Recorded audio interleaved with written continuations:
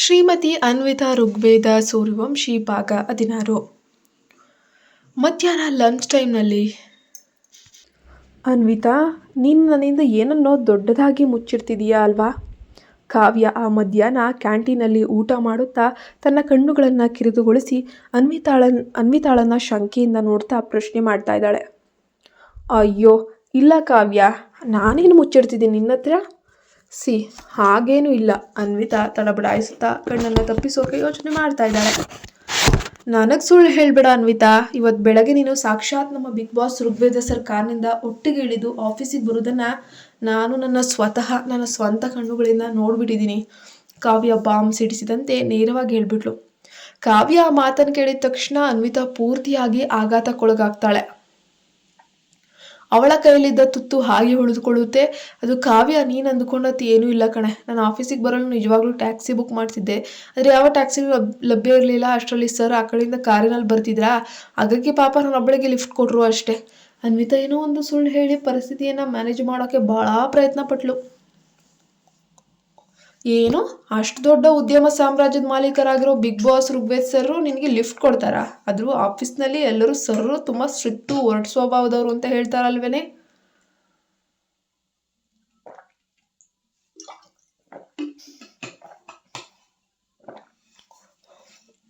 ಕಾವ್ಯಳಿಗೆ ಅವಳ ಉತ್ತರ ತೃಪ್ತಿ ಇರಲಿಲ್ಲ. ಅವಳ ಸಂಶಯ ಹಾಗೇ ಇತ್ತು. ಹೌದು, ಅವರು ಆಫೀಸ್ನಲ್ಲಿ ಹೊರಟಿರ್ಬೋದು, ಆದರೆ ನಮ್ಮ ಬಾಸ್ ಮುಂಜಿನಿಂದಲೂ ಚೆನ್ನಾಗಿ ಗೊತ್ತು. ಅನ್ವಿತಾ ತನ್ನ ಗಂಡನೇ ಬಾಸ್ ಅನ್ನೋ ಸತ್ಯವನ್ನು ಮರೆಮಾಚಿ ಮತ್ತೊಂದು ಸಣ್ಣ ಸುಳ್ಳು ಹೇಳಿದ್ಲು. ನೀನು ಶ್ರೀಗಳಿಗೆ ಋಗ್ವೇದ್ ಸರ್ ಮೊದಲೇ ಪರಿಚಯ ಇತ್ತಾ? ನಿನಗೀಗ ಅರ್ಥವಾಯ್ತಾ ಅನ್ವಿತಾ? ಕಾವ್ಯ ಕಣ್ಣು ಕಿರಿದುಗೊಳಿಸಿ ಅವಳ ಕಾಲೆಳೆದ್ಲು. ಅನ್ವಿತಾಗೆ ಈಗ ಅಲ್ಲಿಂದ ಹೇಗಾದರೂ ಮಾಡಿ ಓಡೋಗ್ಬೇಕನ್ನಿಸ್ತು. ಕಾವ್ಯಳ ಒಂದರ ಮೇಲೊಂದು ಬರುವ ಪ್ರಶ್ನೆಗಳಿಗೆ ಕೊನೆಯೇ ಇಲ್ಲದಂತಾಯಿತು. ಆದರೆ ಸರಿಯಾದ ಸಮಯಕ್ಕೆ ಅವಳ ಆಸೆ ಈಡೇರಿತು. ಕ್ಯಾಂಟೀನಲ್ಲಿ ಊಟದ ಸಮಯ ಮುಗ್ದಿದ್ದನ್ನು ಸೂಚಿಸುವ ಆಫೀಸ್ ಗಂಟೆ ಜೋರಾಗಿ ಬಾರಿಸ್ತು. ಅಯ್ಯೋ, ಟೈಮ್ ಆಯ್ತು ನೋಡು, ಬಾಕಿ ವಿಷಯ ಆಮೇಲೆ ಮಾತಾಡೋಣವಾ, ಮೊದಲು ಸೀಟಿಗೆ ಹೋಗಿ ಕೆಲಸಕ್ಕೆ ಸೇರೋಣ. ಅನ್ವಿತಾ ನಿಟ್ಟುಸಿರು ಬಿಡುತ್ತಾ ಅವಸರದಿಂದ ಸೀಟ್ನಿಂದ ಎದ್ದೇಳ್ತಾಳೆ. ಕಾವ್ಯ ಕೂಡ ಇಷ್ಟವಿಲ್ಲದಿದ್ರೂ ಕೂಡ ಮೆಲ್ಲನೆ ಎದ್ದೇಳಲು ಪ್ರಾರಂಭಿಸ್ತಾಳೆ. ಹೋಗ್ಲಿ ಬಿಡೆ ಪ್ರೀತಿಯ ಅನ್ವಿತಾ, ನಿನ್ನ ಮಿಸ್ಟರ್ಗೆ ಸರ್ ಅಷ್ಟೊಂದು ಕ್ಲೋಸ್ ಆಗಿ ಗೊತ್ತಿದ್ರೆ ದಯವಿಟ್ಟು ಅವರ ಜೊತೆ ಒಂದು ಕ್ಯೂಟ್ ಆದ ಸೆಲ್ಫಿ ತೆಗೆದುಕೊಳ್ಳಲು ಅನುಮತಿ ಕೇಳಿ ಪರ್ಮಿಷನ್ ಕೊಡಿಸ್ಬಾರ್ದೆ? ಕಾವ್ಯ ಮಾತ್ರ ತನ್ನ ಚಿಕ್ಕ ಮಕ್ಕಳ ಬುದ್ಧಿಯನ್ನು ಬಿಡಲಿಲ್ಲ. ಆಫೀಸ್ ಫ್ಲೋರ್ ಕಡೆಗೆ ಹೆಜ್ಜೆ ಇಡುತ್ತಾ ಇನ್ನೂ ಅದೇ ವಿಷಯವನ್ನ ಚುಡಾಯಿಸ್ತಾನೆ ಇದ್ಲು. ಆಯಿತು, ನಾನು ಕೇಳಿ ನೋಡ್ತೀನಿ ಬಿಡು. ಅನ್ವಿತಾ ಅವಳಿಗೆ ಕೇಳಿಸದಂತೆ ಪಿಸುಗುಟ್ಟಿದ್ಲು. ಒಂದೆಡೆ ಕಾವ್ಯಾಳ ಕಾಟವಾದರೆ ಇನ್ನೊಂದೆಡೆ ಕಾರ್ನಲ್ಲಿ ಋಗ್ವೇದ ನೀಡಿದ ಪ್ರೀತಿಯ ಬಿಸಿ ಸ್ಪರ್ಶದ ನೆನಪು ಅವಳ ತಲೆಯಲ್ಲಿ ಇನ್ನೂ ಹೋಗ್ತಾನೆ ಇರಲಿಲ್ಲ ಮರೆಯ. ಅವಳಿಗೆ ತನ್ನ ಸೀಟ್ನಲ್ಲಿ ಕುಳಿತರೂ ಕೆಲಸದತ್ತ ಸರಿಯಾಗಿ ಗಮನ ಹರಿಸೋಕೆ ಸಾಧ್ಯ ಆಗ್ತಾ ಇಲ್ಲ. ಇತ್ತ ಕಡೆ ಋಗ್ವೇದನ ಕ್ಯಾಬಿನ್ ಬಾಗ್ಲಲ್ಲಿ ಮೆಲ್ಲನೆ ಶಬ್ದ ಆಯಿತು. ಒಳಗ್ ಬಾ. ಬಾಗ್ಲಲ್ಲಿ ಶಬ್ದ ಬಂದ ತಕ್ಷಣ ಋಗ್ವೇದ ಎಂದಿನ ಗಂಭೀರ ಧ್ವನಿಯಲ್ಲಿ ಆಜ್ಞೆ ಮಾಡ್ದ. ಮ್ಯಾನೇಜರ್ ಪ್ರಿಯಾ ಫೈಲನ್ನು ಹಿಡಿದು ಒಳಗೆ ಬರ್ತಾಳೆ. ವೇದ್, ಇವತ್ತು ಸಂಜೆ ಕೆಲಸ ಮುಗಿದ ತಕ್ಷಣ ನಾವಿಬ್ರು ಒಟ್ಟಿಗೆ ಆ ಚಾರಿಟಿ ಡ್ರೆಸ್ ಡಿಸೈನರ್ ಹತ್ರ ಹೋಗೋಣ ಅಲ್ವಾ? ನಾನು ಆಲ್ರೆಡಿ ಡ್ಯಾನಿಗೆ ವಿಷಯ ತಿಳಿಸಿರ್ತೀನಿ, ಪ್ರಿಯಾ ಉತ್ಸಾಹದಿಂದ ಹೇಳ್ತಾಳೆ. ಸಂಜೆಯೋ ಋಗ್ವೇದ ಅದನ್ನ ಕೇಳಿ ಬೇಸರದಿಂದ ತನ್ನ ತಲೆ ಮೇಲೆ ಬೆರಳುಗಳನ್ನು ಉಚ್ಕೊಂಡು, ಯಾಕಂದ್ರೆ ಅವನು ಇವತ್ತಿನ ಸಂಜೆಯನ್ನ ತನ್ನ ಹೆಂಡತಿ ಅನ್ವಿತಾಳಿಗೆ ಮಾತ್ರ ಮೀಸಲಿಡಲು ಬಯಸಿದ್ದ. ಅವಳನ್ನ ಹೊರಗೆ ಕರೆದುಕೊಂಡು ಹೋಗುವ ಪ್ಲಾನ್ ಕೂಡ ಮಾಡಿದ್ದ. ಅಯ್ಯೋ ವೇದ್, ಹೆಚ್ಚು ಸಮಯ ತೆಗೆದುಕೊಳ್ಳೋದಿಲ್ಲ, ಜಸ್ಟ್ ಅರ್ಧ ಗಂಟೆ ಅಷ್ಟೇ. ನನಗೂ ಆಮೇಲೆ ಬೇರೆ ವೈಯಕ್ತಿಕ ಕೆಲಸಕ್ಕೆ ಹೊರಗೆ ಹೋಗ್ಬೇಕಾಗಿದೆ. ಪ್ರಿಯಾ ಅವನ ಮುಖಭಾವ ನೋಡಿ ಒತ್ತಾಯಿಸೋಕೆ ಶುರು ಮಾಡ್ತಾಳೆ. ಹೌದಾ, ಖಂಡಿತ, ಹಾಗಾದ್ರೆ ಹೋಗೋಣ. ಅವನು ಇಷ್ಟವಿಲ್ಲದಿದ್ರೂ ಕೂಡ ತಲೆಯಾಡಿಸ್ತಾ, ಯಾಕಂದ್ರೆ ಕಂಪನಿಯ ಚಾರಿಟಿ ಕಾರ್ಯಕ್ರಮದ ಕೆಲಸವು ಅಷ್ಟೇ ಅಲ್ವಾ ಮುಖ್ಯ. ಸರಿ, ಮತ್ತು ಕಳೆದ ವಾರದಿಂದ ಬಾಕಿ ಉಳಿದಿರುವಂತಹ ಮತ್ತೊಂದು ಆಫೀಸ್ ಅಕೌಂಟ್ಸ್ ತಪಾಸಣೆ ಕೂಡ ಮುಂದಿನ ವಾರಕ್ಕೆ ನಿಗದಿಯಾಗಿದೆ. ಪ್ರಿಯಾ ಶ್ರುತಿಯ ಪ್ಲಾನ್ ಅನ್ನು ನೆನೆಸ್ಕೊಂಡು ಆಡಿಟ್ ವಿಷಯವನ್ನ ಪ್ರಸ್ತಾಪಿಸ್ತಾಳೆ. ಸರಿ, ಅಂದ ಹಾಗೆ ಆ ಬಜಾಜ್ ಇಂಡಸ್ಟ್ರಿಯವರಿಗೆ ನಮ್ಮ ಕಂಪನಿ ಇತ್ತೀಚೆಗೆ ಏನಾದರೂ ತೊಂದರೆ ನಡೀತಿದ್ಯಾ? ಋಗ್ವೇದ ಬಿಸ್ನೆಸ್ ಮೂಡ್ಗೆ ಮರಳಿ ಕೇಳಿದ್ದ. ಇಲ್ಲ ವೇದ್, ಸದ್ಯಕ್ಕೆ ಈಗ ಅವರು ಸುಮ್ಮನೆ ಇದ್ದಾರೆ. ಕಳೆದ ಬಿಸ್ನೆಸ್ ಒಪ್ಪಂದದಲ್ಲಿ ನಾವು ಅವರಿಗೆ ಉಂಟು ಮಾಡಿರುವಂತಹ ಭಾರಿ ನಷ್ಟವನ್ನು ಅವರು ಇನ್ನೂ ಕೂಡ ಸರಿದೂಗಿಸ್ಕೊಳ್ತಾ ಇದ್ದಾರೆ ಅಷ್ಟೇ. ಪ್ರಿಯಾ ಕೂಡ ವಿವರಿಸ್ತಾಳೆ. ಅವರು ಯಾರ ವಿರುದ್ಧ ಬಂದು ನಿಂತಿದ್ದಾರೆ ಅನ್ನೋದನ್ನ ಮೊದಲು ಚೆನ್ನಾಗಿ ಅರ್ಥ ಮಾಡ್ಕೊಳ್ಬೇಕು. ಋಗ್ವೇದ್ ತನ್ನದೇ ಆದ ವಿಶಿಷ್ಟ ಶೈಲಿಯಲ್ಲಿ ಗತ್ತಿನಿಂದ ಮುಗುಳ್ನಗ್ತಾನೆ. ಖಂಡಿತ ವೇದ್, ಅವನಿಗೆ ನಮ್ಮ ಕಂಪನಿ ವಿರುದ್ಧ ಮತ್ತೆ ಏನು ಮಾಡುವಂತಹ ಧೈರ್ಯ ಖಂಡಿತ ಇಲ್ಲ. ಆದರೂ ನಮ್ಮ ಕಡೆಗೆ ಜನ ಅವನ ಪ್ರತಿಯೊಂದು ಮೂಮೆಂಟನ್ನು ಸೂಕ್ಷ್ಮವಾಗಿ ಗಮನಿಸ್ತಾ ಇದ್ದಾರೆ. ಪ್ರಿಯಾ ಧೈರ್ಯ ತುಂಬ್ತಾಳೆ. ಆದರೂ ಈಗ ನಾನು ಸ್ವಲ್ಪ ಜಾಸ್ತಿನೇ ಎಚ್ಚರದಿಂದಿರಬೇಕು. ಮುಂದಿನ ತಿಂಗಳು ನಮ್ಮ ಹೊಸ ಬಿಗ್ ಪ್ರಾಜೆಕ್ಟ್ ಕೂಡ ಶುರು ಆಗಲಿದೆ. ಆ ಬಜಾಜ್ ಇಂಡಸ್ಟ್ರಿ ಅವನು ಅದರಲ್ಲಿ ಏನಾದರೂ ದೊಡ್ಡ ಗೊಂದಲ ಮೂಡಿಸುವಂಥ ಪ್ಲ್ಯಾನ್ ಕೂಡ ಮಾಡ್ಕೊಂಡಿರಬೇಕು. ಋಗ್ವೇದ ಬಿಸ್ನೆಸ್ ಲೆಕ್ಕಾಚಾರದಲ್ಲಿ ಹೇಳ್ತಾನೆ. ನಿನ್ನ ಸಂಪೂರ್ಣ ಗಮನ ಅವನ ಮೇಲಿದೆ ಅಲ್ವಾ, ಹಾಗಾಗಿ ನೀನೇನು ಚಿಂತಿಸಬೇಡ ವೇದ್. ಪ್ರಿಯಾ ನಕ್ಕದ್ಲು. ಸರಿ, ಹಾಗಾದರೆ ನಿನ್ನೆ ಸಭೆಯ ಎಲ್ಲ ಒಂದು ಇಂಪಾರ್ಟೆಂಟ್ ಫೈಲ್ಗಳನ್ನು ನಾನು ಕೊಟ್ಬಿಡು. ಋಗ್ವೇದ ಕೂಡ ಆರ್ಡರ್ ಮಾಡ್ತಾನೆ. ಪ್ರಿಯಾ ತಕ್ಷಣ ಅವನಿಗೆ ಬೇಕಾದಂತಹ ಎಲ್ಲ ಫೈಲ್ಗಳನ್ನು ಕೈ ಕೊಡ್ತಾಳೆ. ಋಗ್ವೇದ ಕೆಲಸದಲ್ಲಿ ಮಗ್ನನಾಗ್ತಿದ್ದಂತೆ ಅವನ ಮುಖದ ಒಂದು ನೋಟವನ್ನು ಬೇರೆಡೆಗೆ ತಿರುಗಿಸ್ಕೊಂಡು ಹೆಮ್ಮೆಯಿಂದ ಕ್ಯಾಬಿನಿಂದ ಹೊರಗೆ ನಡೀತಾಳೆ. ಈ ವರ್ಷದ ಆ ಚಾರಿಟಿ ಕಾರ್ಯಕ್ರಮದಲ್ಲಿ ಋಗ್ವೇದನ ಪಕ್ಕನ ನಿಂತಿರುವಂಥ ಫೋಟೋಗಳು ಸೋಷಿಯಲ್ ಮೀಡಿಯಾದಲ್ಲಿ ಸಖತ್ ವೈರಲ್ ಆಗ್ತವೆ, ನೋಡ್ತಾ ಇರಿ. ಆಫೀಸಿನ ಎಲ್ಲ ಹುಡುಗಿಯರನ್ನ ನೋಡಿ ಅಸೂಯೆಯಿಂದ ಹೊಟ್ಟೆ ಉರ್ಕೊಂಡು ಸಾಯಬೇಕು. ಅವಳು ಹೆಮ್ಮೆಯಿಂದ ತನ್ನ ಕೂದಲನ್ನು ಜುಮ್ ಅಂತ ಎಸ್ತು ಗರ್ವದಿಂದ ತನ್ನ ಕ್ಯಾಬಿನ್ಗೆ ಹೊರಡ್ತಾಳೆ. ಸಂಜೆ ಋಗ್ವೇದನ ಮನೆಯಲ್ಲಿ ಸಂಜೆ ಅಂದರೆ ಸುಮಾರು 6 ಗಂಟೆ ಸಮಯ. ಆಫೀಸ್ ಮುಗಿಸಿ ಮನೆಗೆ ಬಂದಾಗ ಅನ್ವಿತಾ ಆಲ್ರೆಡಿ ಸುಂದರವಾಗಿ ಸಿದ್ಧವಾಗಿ ಸೋಫಾದ ಮೇಲೆ ಕುಳಿತಿದ್ಲು. ಆದರೆ ಕುಳಿತಿದ್ದವಳು ಕೆಲಸದ ದಣಿವಿಗೋ ಏನೋ ಹಾಗೆ ಕಣ್ಮುಚ್ಚಿ ನಿದ್ರೆಗೆ ಜಾರಿದ್ಲು. ನಿಜ ಹೇಳಬೇಕಂದ್ರೆ ಅವಳಿಗೆ ಕರೆ ಮಾಡಿ ಬೇಗ ಸಿದ್ಧವಾಗಿರಲು ಹೇಳಿದವನೇ ಋಗ್ವೇದ. ಆದರೆ ಆಫೀಸ್ನಿಂದ ಹೊರಡುವಾಗ ಪ್ರಿಯಾಳ ಡಿಸೈನರ್ ಅಪಾರ್ಟ್ಮೆಂಟ್ ಮಧ್ಯೆ ಬಂದ್ಬಿಡುತ್ತೆ. ಅರ್ಧ ಗಂಟೆ ಅಂದುಕೊಂಡಿದ್ದು ಆ ಡ್ಯಾನಿ ಅವರನ್ನು 1 ಗಂಟೆ ಕಾಯುವಂತೆ ಮಾಡ್ತಾನೆ. ಹಾಗಾಗಿ ಋಗ್ವೇದ ಮನೆಗೆ ಬರೋದು ವಿಪರೀತ ವಿಳಂಬ ಆಗಿರುತ್ತೆ. ಋಗ್ವೇದ ಬೇಗನೆ ರೂಮಿಗೆ ಹೋಗಿ ಫ್ರೆಶ್ ಅಪ್ ಆಗಿ ಬಂದು ಸೋಫಾ ಮೇಲಿದ್ದ ಅನ್ವಿತಾಳನ್ನ ಮೆಲ್ಲನೆ ತಟ್ಟಿ ಎಬ್ಬಿಸ್ತಾನೆ. ನೀವಾ ಮುಗಿತ ಆಫೀಸ್ ಕೆಲಸ? ಅವಳು ತಕ್ಷಣ ಕಣ್ಣುಜ್ಜುತ್ತಾ ನೇರವಾಗಿ ನಿಂತ್ಕೊಂಡ್ಳು. ಸಾರಿ ಅನ್ವಿತಾ, ಬರೋಕ್ಕೆ ಸ್ವಲ್ಪ ಜಾಸ್ತಿ ತಡ ಆಗೋಯ್ತು. ಋಗ್ವೇದ ಬೇಸರದಿಂದ ಕೇಳ್ದ. ಅಯ್ಯೋ ಪರವಾಗಿಲ್ಲ ಬಿಡಿ. ಅನ್ವಿತಾ ಮುದ್ದಾಗಿ ತಲೆ ಆಡಿಸ್ತಾಳೆ. ಹೋಗೋಣ ಹಾಗಾದ್ರೆ? ಋಗ್ವೇದ ಕಣ್ಸನ್ ಮಾಡ್ದ. ಹೊರಡೋಣ. ಅನ್ವಿತಾ ನಾಚಿಕೆಯಿಂದ ತನ್ನ ಕ್ಯೂಟ್ ಉಡುಪನ್ನ ಒಮ್ಮೆ ಕೈಯಿಂದ ನೇರಗೊಳಿಸಿ ಅವನ ಹಿಂದೆಯೇ ಕಾರಿನ ಕಡೆ ಹೊರಟಳು. ಋಗ್ವೇದ ತನ್ನ ಐಷಾರಾಮಿ ಕಾರವನ್ನ ನೇರವಾಗಿ ನಗರದ ಪಂಚಾತಾರ ಹೋಟೆಲ್ನ ಭವ್ಯವಾದ ಗೇಟ್ ಒಳಗೆ ತಂದು ನಿಲ್ಲಿಸ್ತಾನೆ. ಅನ್ವಿತಾ ತನ್ನ ಇಡೀ ಲೈಫ್ನಲ್ಲಿ ಇಷ್ಟು ದೊಡ್ಡ ಹೋಟೆಲ್ಗೆ ಹೋಗ್ತಾ ಇರೋದೇ ಇದೇ ಮೊದಲ ಬಾರಿ. ಋಗ್ವೇದ ಮೊದಲ ಕಾರಿನಲ್ಲಿ ಕೆಳಗಿಳಿದು ಬಂದು ಅತ್ಯಂತ ಪ್ರೀತಿಯಿಂದ ಅವಳ ಕೈಯನ್ನು ತನ್ನ ಕೈಯಲ್ಲಿ ಹಿಡ್ಕೊಂಡು ಹೋಟೆಲ್ ಒಳಗೆ ಹೆಜ್ಜೆ ಇಡಿಸ್ತಾನೆ. ಅನ್ವಿತಾಳ ಮುಖದಲ್ಲಿ ಒಂದು ಕ್ಯೂಟ್ ಮುಗುಳ್ನಗೆ ಮೂಡ್ತು. ಋಗ್ವೇದ ಎಲ್ಲರ ಮುಂದೆ ತನ್ನ ಕೈಯನ್ನು ಅಷ್ಟು ಆಪ್ತವಾಗಿ ಗಟ್ಟಿಯಾಗಿ ಹಿಡ್ಕೊಂಡಿರೋ ರೀತಿ ಅವಳಿಗೊಳಗೊಳಗೆ ತುಂಬಾನೇ ಇಷ್ಟ ಆಯಿತು. ಆದರೆ ಸರಿಯಾಗಿ ಅದೇ ಸಮಯದಲ್ಲಿ ಹೋಟೆಲ್ ಎಂಟ್ರೆನ್ಸ್ನಲ್ಲಿ ಕಾರ್ನಿಂದ ಕೆಳಗಿಳಿತಿದ್ದಂತಹ ಮ್ಯಾನೇಜರ್ ಪ್ರಿಯಾ ಅವರಿಬ್ಬರನ್ನ ಹೊಟ್ಟಿಗೆ ನೋಡ್ಬಿಡ್ಲು. ಋಗ್ವೇದ ಮತ್ತೊಂದು ಹುಡುಗಿಯ ಕೈಯನ್ನು ಹಿಡಿದು ಒಳಗೆ ಹೋಗ್ತಾ ಇರೋದಂಥದ್ದನ್ನು ನೋಡಿ ಆ ಹುಡುಗಿ ಬೇರಾರು ಅಲ್ಲ, ತನ್ನದೇ ಆಫೀಸನ್ನ ಆರ್ಡಿನರಿ ಉದ್ಯೋಗಿ ಅನ್ವಿತಾ ಅನ್ನೋದನ್ನು ಕಂಡು ಪ್ರಿಯಾಳ ಮುಖ ಪೂರ್ತಿ ಸಿಟ್ಟಿಂದ ಹಾಕೊಳ್ಳುತ್ತೆ. ಅವಳ ಇಡೀ ಶರೀರ ಕೋಪದಿಂದ ಉರಿಯೋಕೆ ಶುರುವಾಗುತ್ತೆ. ಪ್ರಿಯಾಳಿಗೆ ಕಣ್ಣೆದುರು ಕಾಣ್ತಾ ಇರೋದು ನಂಬೋಕೆ ಅಸಾಧ್ಯ ಆಗಿತ್ತು. ಇದೇನಿದು, ಸಾಕ್ಷಾತ್ ಋಗ್ವೇದ ಆರ್ಡಿನರಿ ಆಫೀಸ್ ಹುಡುಗಿ ಅನ್ವಿತಾ ಜೊತೆ, ಅದು ಮದುವೆ ಆಗಿರೋಳ ಜೊತೆ 5 ಸ್ಟಾರ್ ಹೋಟೆಲ್ನಲ್ಲಿ. ಅವಳಿಗೆ ಈ ಪ್ರೀತಿಯ ಸಮೀಕರಣ ಅಸ್ತಿತ್ವದಲ್ಲಿದೆ ಅನ್ನೋದೇ ತಲೆಯಲ್ಲಿ ಹೋಗ್ತಾ ಇಲ್ಲ. ಇಬ್ಬರ ನಡುವೆ ಏನೋ ನಡೀತಿದೆ. ಅವಳ ಇಡೀ ಶರೀರ ಉರಿಯೋಕೆ ಶುರುವಾಗಿದೆ. ತನ್ನ ಕೈಲಿದ್ದ ಬ್ರ್ಯಾಂಡೆಡ್ ಪರ್ಸನ್ನ ವಿಪರೀತ ಕೋಪ ಮತ್ತು ಬಿಗಿಯಾಗಿ ಹಿಡ್ಕೊಂಡ್ಳು. ಅವಳು ಯಾರಿಗೂ ಕಾಣ್ದಂಗೆ ದೂರದಿಂದಲೇ ಅವರನ್ನು ಹಿಂಬಾಲಿಸ್ತಾಳೆ. ಆದರೆ ಅವಳ ಕಣ್ಣೆದುರು ಋಗ್ವೇದ ಅನ್ವಿತಾಳನ್ನ ಹೋಟೆಲ್ನ ಅತ್ಯಂತ ದುಬಾರಿ ಸೀಕ್ರೆಟ್ ಆದ ಖಾಸಗಿ ಕೋಣೆಗೆ, ಅಂದರೆ ಪ್ರೈವೇಟ್ ಆದಂಥ ಸೂಟ್ ಕರೆದೊಯ್ತಾನೆ. ಪ್ರಿಯಾ ಹೊರಗಡೆ ನಿಂತು ಅಸಹಾಯಕತೆಯಿಂದ ತಳಮಳಿಸುತ್ತಾ ಸುಮ್ಮನೆ ನೋಡುತ್ತಾ ನಿಲ್ಲಬೇಕಾಗುತ್ತೆ. ಬಾ ಅನ್ವಿತಾ. ಋಗ್ವೇದ ತನ್ನ ಮುದ್ದಾದ ಹೆಂಡತಿಯನ್ನ ಆ ಸುಂದರವಾದ ಕೋಣೆಯೊಳಗೆ ಕರೆದುಕೊಂಡು ಬರ್ತಾನೆ. ಅದು ಹೋಟೆಲ್ನ ಅತ್ಯಂತ ಪ್ರಮುಖವಾದ VIP ಕೋಣೆಯಾಗಿದ್ದರಿಂದ ವಿಪರೀತ ದೊಡ್ಡದಾಗಿತ್ತು. ಒಳ್ಳೆ ರಾಜಮಹಲ್ ಥರ, ಅರಮನೆ ಥರನೇ ಇತ್ತು. ಕೋಣೆಯೊಳಗೆ ಬರ್ತಾ ಇದ್ದಂಗೆ ಅನ್ವಿತಾಳ ಗಮನ ಅಲ್ಲಿದ್ದಂತಹ ಮುಂಭಾಗದಲ್ಲಿರುವಂತಹ ದೊಡ್ಡ ಗಾಜಿನ ಕಿಟಕಿಯ ಹೊರಗೆ ಹಸಿರಾಗಿ ಕಂಗೊಳಿಸ್ತಾ ಇರುವಂತಹ ತೆರೆದ ಹುಲ್ಲು ಹಾಸಿನ ಕಡೆಗೆ ಹೋಗುತ್ತೆ. ಅಂದರೆ ಓಪನ್ ಲಾ. ಅವಳು ಖುಷಿಯಿಂದ ಕಿಟಕಿಯ ಸೈಡ್ಗೆ ಡೋರ್ ಓಪನ್ ಮಾಡಿ ತಕ್ಷಣ ಹುಲ್ಲು ಹಾಸಿನ ಕಡೆಗೆ ಓಡಿ ಹೋಗ್ತಾಳೆ. ಮೇಲೆ ನಕ್ಷತ್ರಗಳು ಮೂಡುತ್ತಿರುವಂತಹ ಮುಕ್ತವಾದ ಆಕಾಶ, ಮೃದುವಾದ ಗಾಳಿ. ಅನ್ವಿತಾ ತನ್ನ ಇಡೀ ದಿನದ ಆಫೀಸ್ ಆಯಾಸವನ್ನ ಮರೆತು ಮುಖದಲ್ಲಿ ಒಂದು ದೇವತೆಯಂತಹ ಸುಂದರವಾದ ನಗುವಿನೊಂದಿಗೆ ಪ್ರಕೃತಿಯನ್ನ ಆಸ್ವಾದಿಸುತ್ತಾ ನಿಂತ್ಕೊಂತಾಳೆ.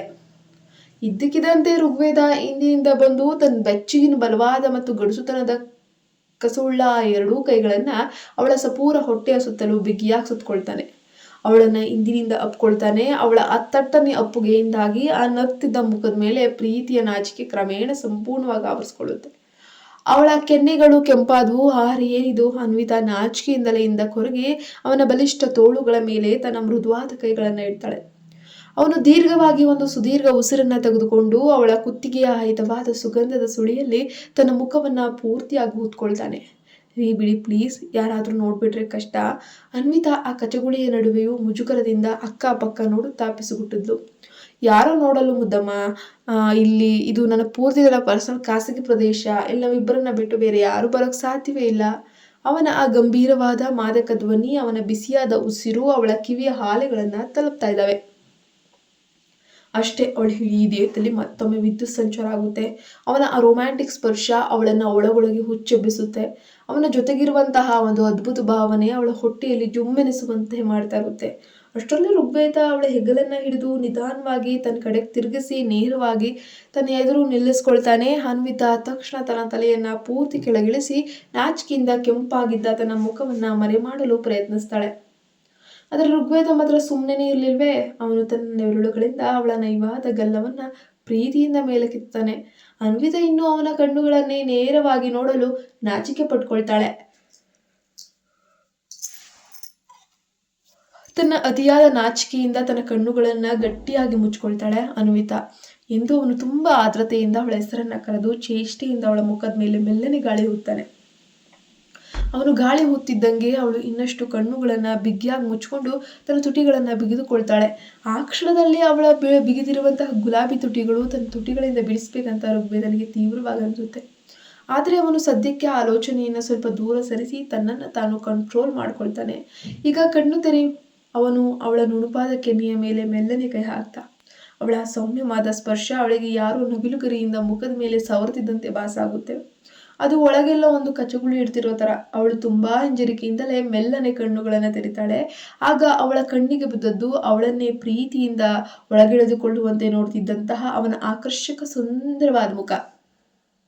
ಹಬ್ಬ, ನಿನಗೆ ಎಷ್ಟು ನಾಚಿಕೆ ಅಲ್ವಾ ಅನ್ವಿತಾ? ಅವನ ತುಟಿಗಳು ಸ್ವಲ್ಪ ಅಗಲವಾಗಿ ಚೇಷ್ಟೆಯ ನಗು ಮೂಡಿತ್ತು. ಅನ್ವಿತಾ ತಕ್ಷಣ ತನ್ನ ದೃಷ್ಟಿಯನ್ನ ಮತ್ತೆ ಕೆಳಗಿಳಿಸ್ಕೊಂಡ್ಳು. ನಾವಿಬ್ಬರು ಇಲ್ಲಿ ಕೆಳಗೆ ಕುಳಿತುಕೊಳ್ಳೋಣವೇ? ಅವನು ಕೆಳಗೆ ಹರಡ್ಕೊಂಡಿದ್ದಂತಹ ಆ ತಂಪಾದ ಹಸಿರು ಹುಲ್ಲನ್ನ ನೋಡುತ್ತಾ ಪ್ರೀತಿಯಿಂದ ಕೇಳ್ತಾನೆ. ಅವಳು ಹೊಪ್ಪೆಗೆಯ ಸೂಚನೆಯಾಗಿ ಮುದ್ದಾಗಿ ತಲೆಯನ್ನ ಅಳ್ಳಾಡಿಸ್ತಾಳೆ. ಇಬ್ಬರು ಆ ಹಸಿರು ಹುಲ್ಲಿನ ಮೇಲೆ ಆರಾಮವಾಗಿ ಕುಳಿತು ತಮ್ಮ ಕಾಲುಗಳನ್ನ ಮುಂದಕ್ಕೆ ಚಾಚಿ ವಿಶ್ರಾಂತಿ ಪಡೆದ್ರು. ಋಗ್ವೇದ ತನ್ನ ಒಂದು ತೋಳನ್ನ ಅವಳ ಹೆಗಲ ಮೇಲೆ ಹಾಕಿ ಅವಳನ್ನ ಮತ್ತಷ್ಟು ತನ್ನ ಹತ್ತಿರಕ್ಕೆ ಎಳೆದು ಬಿಗಿಯಾಗಿ ಹಿಡಿದುಕೊಳ್ತಾನೆ. ಅನ್ವಿತಾ ಅವನ ಹೆಗಲ ಮೇಲೆ ತಲೆ ಇಟ್ಟು ಆಕಾಶವನ್ನ ನೋಡುತ್ತಾ ಮೌನದಲ್ಲೇ ಸುಖವನ್ನ ಅನುಭವಿಸ್ತಿದ್ಲು. ಅನ್ವಿತಾ, ನೀ ನನ್ನ ಆಫೀಸ್ ವಿಷಯದ ಬಗ್ಗೆ ಯಾಕೆ ನನಗೇನು ಪ್ರಶ್ನೆನೇ ಕೇಳಿಲ್ಲ. ನಾನು ಎಂದಿಗೂ ಕೂಡ ಯೋಚಿಸಿರಲಿಲ್ಲ. ನಿನಗೆ ಗೊತ್ತಾ, ನಾನು ಯಾಕೆ ನಿನ್ನನ್ನು ಯಾವಾಗಲೂ ಇಷ್ಟೊಂದು ಕೋಪಗೊಳಿಸ್ತೀನಿ? ನಿನ್ನ ಆ ಒರಟು ಸ್ವಭಾವಕ್ಕೆ ಕಾರಣ ಏನು ಅಂತ ಇವತ್ತು ಹೇಳ್ತೀನಿ ಕೇಳು. ಋಗ್ವೇದ ದೂರಾಕಾಶವನ್ನು ನೋಡುತ್ತಾ ಭಾವನಾತ್ಮಕವಾಗಿ ತನ್ನ ಮನಸ್ಸಿನಲ್ಲಿರೋದನ್ನೆಲ್ಲ ಮಾತಾಡೋಕ್ಕೆ ಶುರು ಮಾಡ್ತಾನೆ. ಅನ್ವಿತಾ ಏನು ಮಾತಾಡದೆ ಮುದ್ದಾಗಿ ತಲೆಯಾಡಿಸಿ ಅವನನ್ನೇ ಆಲಿಸೋಕೆ ಶುರು ಮಾಡ್ತಾಳೆ. ನಾನು ಕಾಲೇಜಿನಲ್ಲಿದ್ದಾಗ ನಮ್ಮದೊಂದು ಬೆಸ್ಟ್ ಫ್ರೆಂಡ್ಸ್ ಗ್ಯಾಂಗ್ ಅಂತ ಒಂದಿತ್ತು. ನಮ್ಮ 3 ಜನರ ಆಪ್ತ ಗುಂಪಿನಲ್ಲಿ ನಾನು, ಪ್ರದೀಪ್ ಮತ್ತು ಪ್ರಿಯಾ ಇದ್ವಿ. ನಾವು ಕಾಲೇಜು ದಿನಗಳಲ್ಲಿ ತುಂಬ ಅಂದರೆ ತುಂಬ ಸಕ್ಕತ್ತಾಗಿ ಮಜಾ ಮಾಡ್ತಿದ್ವಿ. ಲೆಕ್ಚರ್ಗಳು ಬಂಕ್ ಮಾಡಿ ಹೊರಗೆ ತಿರುಗಲು ಹೋಗ್ತಾ ಇದ್ವಿ. ಲೆಕ್ಚರ್ಗಳನ್ನು ಬಂಕ್ ಮಾಡಿ ಶಿಕ್ಷಕರೊಂದಿಗೂ ತಮಾಷೆ ಆಡ್ತಿದ್ವಿ. ಒಟ್ಟಿನಲ್ಲಿ ನಾವೆಲ್ಲರೂ ಒಟ್ಟಿಗೆ ಸಂಭ್ರಮಿಸ್ತಾ ಇದ್ವಿ.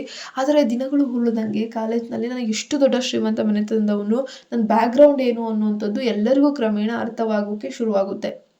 ಆ ಆಸ್ತಿ, ಆ ಹಣ ನೋಡಿ ಅನೇಕ ಹುಡುಗಿಯರು ನನ್ನ ಹತ್ರ ಬರೋಕೆ, ನನ್ನನ್ನು ಲಟಪಟಾಯಿಸಲು ಕೃತಕವಾಗಿ ಪ್ರಯತ್ನಿಸೋಕೆ ಪ್ರಾರಂಭಿಸ್ತಾರೆ.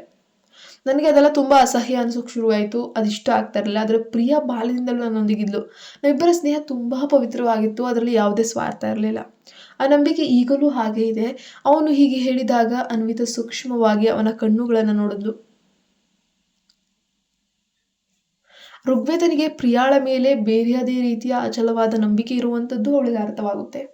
ಆದರೆ ನಮ್ಮ ಇನ್ನೊಬ್ಬ ಫ್ರೆಂಡ್ ಪ್ರದೀಪ, ಅವನೊಬ್ಬ ಹುಡುಗಿಯನ್ನು ಪ್ರಾಣಕ್ಕಿಂತ ಹೆಚ್ಚಾಗಿ ಪ್ರೀತಿಸ್ತ. ಆ ಮಾಯಾವಿ ಹುಡುಗಿಯು ತನ್ನ ನಯವಂಚಕತನದಿಂದ ಅವನನ್ನು ಪೂರ್ತಿಯಾಗಿ ತನ್ನ ಬಲೆಗೆ ಬೀಳಿಸ್ಕೊಂಡ್ಳು. ಆದರೆ ಅಸಲಿಗೆ ಅವಳು ಅವನನ್ನು ಪ್ರೀತಿಗಾಗಿ ಬರಲೇ ಇಲ್ಲ.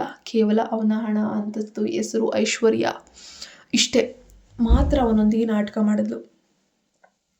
ಆ ವಿಷಯ ನನಗೆ ಮೊದಲು ಅರ್ಥವಾದಾಗ ನಾನು ಪ್ರದೀಪ್ಗೆ ಸತ್ಯವನ್ನು ವಿವರಿಸೋಕೆ ತುಂಬಾ ಪ್ರಯತ್ನಿಸಿದೆ. ಆದರೆ ಅವನು ಅವಳ ಮೇಲಿನ ಕುರುಡು ಪ್ರೀತಿಯಲ್ಲಿ ಸಂಪೂರ್ಣವಾಗಿ ತನ್ನನ್ನು ತಾನು ಕಳೆದುಕೊಂಡಿದ್ದ. ಕೊನೆಗೆ ಅವಳಿಗಾಗಿ ತನ್ನ ಅಧ್ಯಯನವನ್ನಂದ್ರೆ ಓದನ್ನು ಸಂಪೂರ್ಣವಾಗಿ ನಿರ್ಲಕ್ಷಿಸಲು ಪ್ರಾರಂಭಿಸ್ತಾನೆ. ಆದರೆ ಒಂದು ದಿನ ಅವನು ಆ ಹುಡುಗಿಯನ್ನು ಇನ್ನೊಬ್ಬ ಹುಡುಗನೊಂದಿಗೆ ತೀರಾ ಬೇಡದಂತಹ, ನೋಡಬಾರದಂತಹ ಅಸಹ್ಯಕರ ಪರಿಸ್ಥಿತಿಯಲ್ಲಿ ರೆಡ್ ಹ್ಯಾಂಡ್ ಆಗಿ ನೋಡ್ಬಿಡ್ತಾನೆ. ಆ ತೀವ್ರವಾದ ನೋವು ದ್ರೋಹವನ್ನು ತಡೆಯಲಾರದೆ ಅವನು ಕೊನೆಗೆ ಆತ್ಮಹತ್ಯೆ ಮಾಡಿಕೊಳ್ತಾನೆ.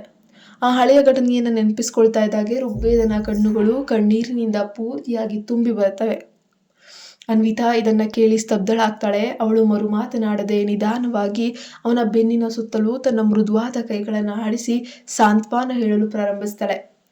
ಇಂದು ಅವನು ಯಾಕೆ ಆಫೀಸ್ನಲ್ಲಿ ಅಷ್ಟೊಂದು ಕೋಪದಿಂದ ಇರ್ತಾನೆ, ಹುಡುಗಿಯರನ್ನ ಕಂಡ್ರೆ ಯಾಕೆ ಅಷ್ಟು ಬೇಗ ನಂಬಲ್ಲ ಅನ್ನೋದು ಅವಳಿಗೆ ನಿಖರವಾಗಿ ಈಗ ಒಂದು ಅರ್ಥ ಅನ್ನೋದು ಸಿಕ್ಕಿದೆ. ಅವನ ಅಸಭ್ಯ ದುರಹಂಕಾರಿ ವರ್ತನೆ ಇಂದಿರೋ ಮುರಿದು ಹೋದ ಮನಸ್ಸಿಗೆ ಕಾರಣ ಅವಳಿಗೆ ಪೂರ್ತಿಯಾಗಿ ಈ ಕ್ಷಣದಲ್ಲಿ ಅರ್ಥವಾಗೋಕೆ ಶುರುವಾಯಿತು. ಅವನನ್ನ ಕಣ್ಣೆದರೆ ನನ್ನ ಮುಂಭಾಗದಲ್ಲೇ ಕೊನೆಯುಸಿರೆಳೆದನು ಅನ್ವಿತಾ.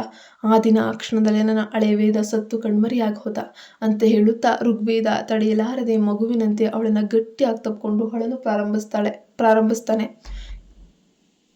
ಇಲ್ಲಿಯವರೆಗೆ ಅನ್ವಿತಾ ಅವನನ್ನ ಕೇವಲ ಸಿಟ್ಟಿನಿಂದ ಅಥವಾ ಮುಖದ ಮೇಲೆ ಬಲವಾದ ಗತ್ತಿನ ನೋಟದಿಂದ ಮಾತ್ರ ನೋಡಿದ್ಲು. ಆದರೆ ಅವನೊಳಗಿರೋ ಆ ಮೃದುವಾದ ನೊಂದಿರೋ ಇನ್ನೊಂದು ಮುಖವನ್ನು ನೋಡಿದಾಗ ಅವನ ಮೇಲಿದ್ದ ಅವಳ ಹಳೆಯ ಕೋಪವನ್ನೆಲ್ಲ ಕ್ಷಣಾರ್ಧದಲ್ಲಿ ಸ್ವಯಂಚಾಲಿತವಾಗಿ ಮಾಯವಾಗಿ ಹೋಯಿತು. ಜೀವನದಲ್ಲಿ ನಮಗೆ ಅತಿಯಾಗಿ ಹತ್ತಿರವಾದ ವ್ಯಕ್ತಿಯನ್ನ ಕಣ್ಣೆದುರೇ ಕಳೆದುಕೊಂಡಾಗ ಈ ರೀತಿ ಒಳಗೊಳಗೆ ಮುರಿದು ಬೀಳುವುದು ಸಹಜ ತಾನೆ. ಸುಮ್ಮನಿರಿ, ಶಾಂತವಾಗಿರಿ. ನಡೆದು ಹೋದ ಕಹಿ ಘಟನೆಯನ್ನ ನಾವು ಈಗ ಬದಲಾಯಿಸೋಕೆ ಸಾಧ್ಯವಿಲ್ಲ ಅಲ್ವಾ?